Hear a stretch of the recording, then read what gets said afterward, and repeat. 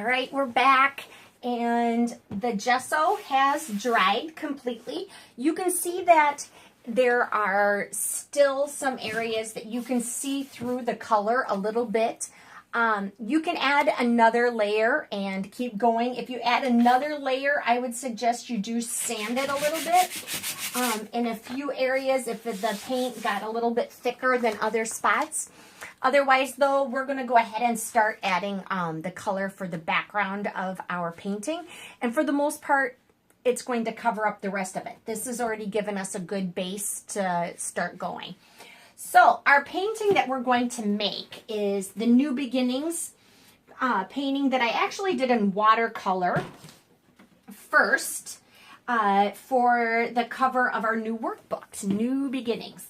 But I'm going to show you today how to create some of this background and what to do it on acrylic up on here. And instead of putting New Beginnings, and you can put that if you want to, or if you have a special word of the year, or a word that is very special to you, for example, faith or gratitude, courage, love, there's all sorts of things. My word for the year last year was obey. And that's probably going to continue to be my word. That I'm just looking for new ways for me to obey God. And this is one of those ways, is to use my art to worship Him. So let's get started. Supplies. If I were going to be painting in my Bible, I would use these watercolors, or acrylics. Little tiny tubes. This is all you need to do in a Bible, and even then, these are going to last for a very, very long time. Nice, great, great colors. For a canvas, it's going to take a lot more paint. You would probably use up this whole set trying to do a canvas of this size. So what I am going to use is just some basic Craft Smart paint. This is from Michael's, but you can use pretty much any craft paint will work. You can use a high quality acrylic paint that an artist would use or a painter would use, but if this isn't something that you're going to sell to someone else, these are going to be just fine. So we're going to start off with that. I'm going to paint in this little bit of yellow first. And I don't have my yellow paint, so hold on. Oh, yes, I do. Here I do. Yeah, I do. There it is. Okay, so I have yellow paint. And I'm just going to squirt some out on my plate. And some orange.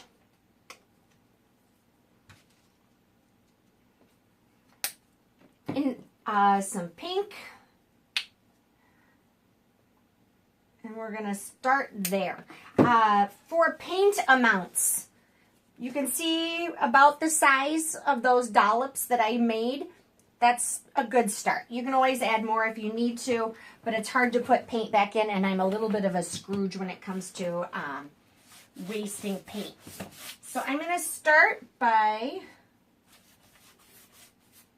just smoothing on, and you can see I'm just using that same brush that I used for the gesso. I didn't even wash it or anything. It's fine. If there's too much gesso in there, like I had most of it out and it had kind of dried up a little bit, I maybe would have washed it in between or used a different brush, but I'm not going to worry about it too much here. The one thing I do like about leaving a little bit of that shining through is that the old painting becomes what artists call a underpainting. Sometimes artists will go in and do a completely different painting underneath to help build up layers of shadows and colors that shine through. And by leaving a little bit of that old painting under there, that's what we basically did. Okay, so while that is still wet, and that's the key, you want it to still be wet. We're going to come in with the other colors. And in fact, that yellow got just a little bit too dry, so I'm going to add a little more. Having them wet so that they will blend into each other is key. That's key.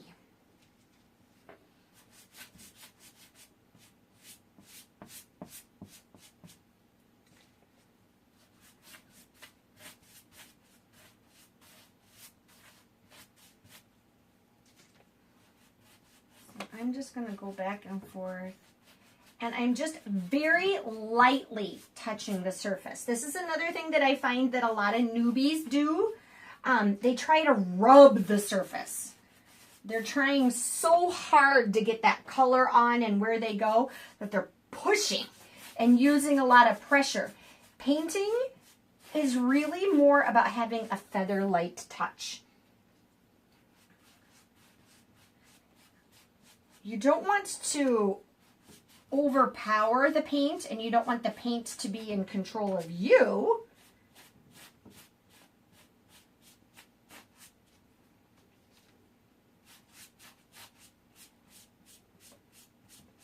But you also don't want to force it.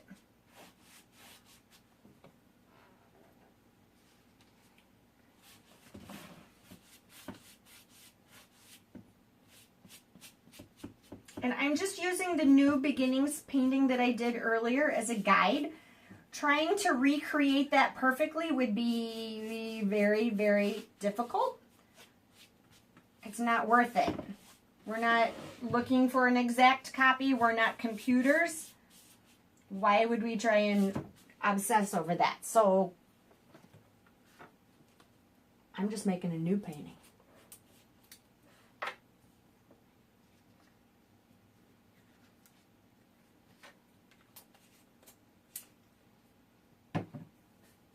This is one of those times where I like to just kind of stop and think about how thankful I am for paints and canvases and all the different colors that God created in the world for us to play with, right?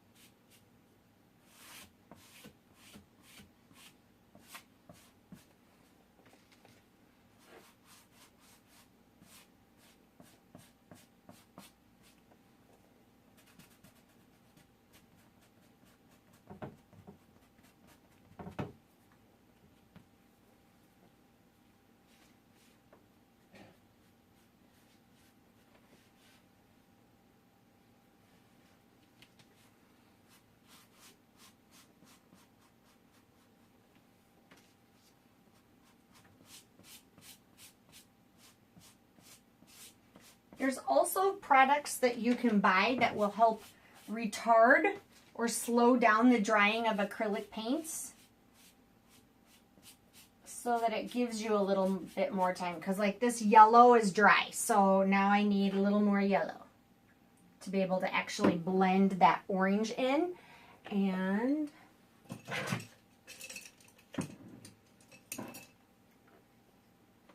I'm going to use a clean brush this time.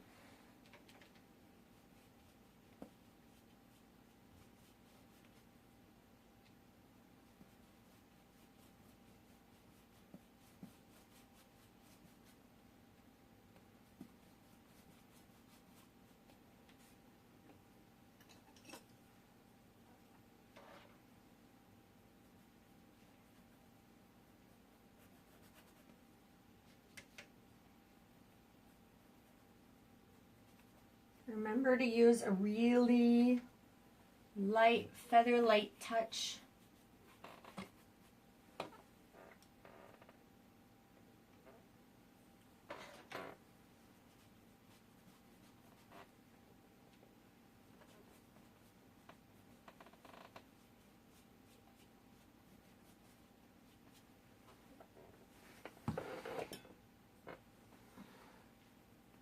And just a hint of water can help too. I'm not going to get my paintbrush soaking wet by any means. I'm just dipping just the very tips of the bristles in. There.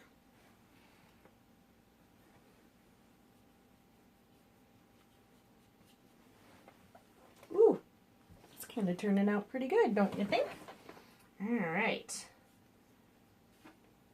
You can see why, like, I'm going back for some more yellow again. So you can see why I said you don't want to use those little tubes for a big canvas. I would have run out by now.